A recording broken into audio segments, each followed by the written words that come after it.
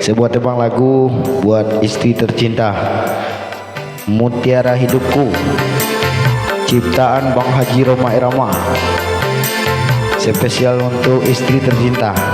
Oke.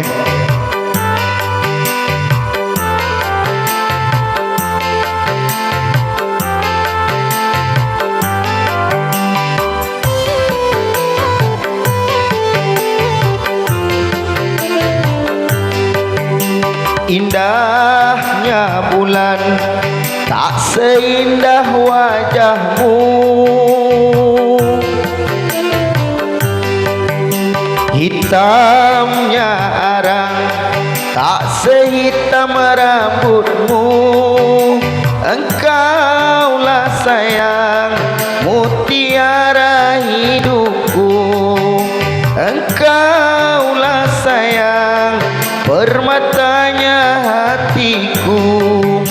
Besarnya gunung tak sebesar cintaku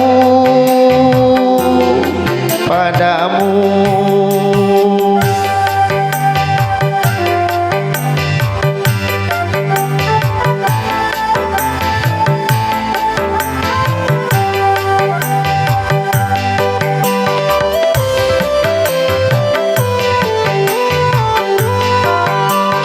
Kau tempat berhibur dalam kesedihan, kau tempat berteduh dalam keletihan,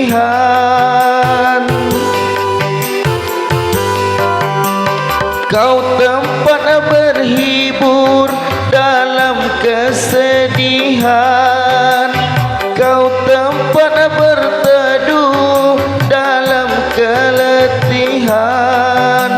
Begitu berartinya dirimu bagiku, manisnya madu tak semanis senyummu. Halusnya sutra tak sehalus kulitmu. Engkaulah sayang, mutiara hidupku.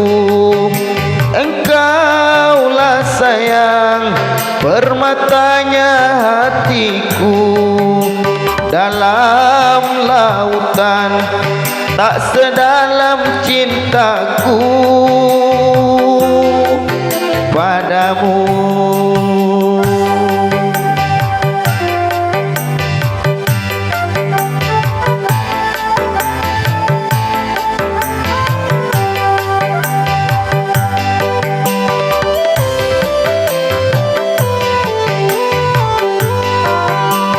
Kau tempat berhibur dalam kesedihan, kau tempat berteduh dalam keletihan,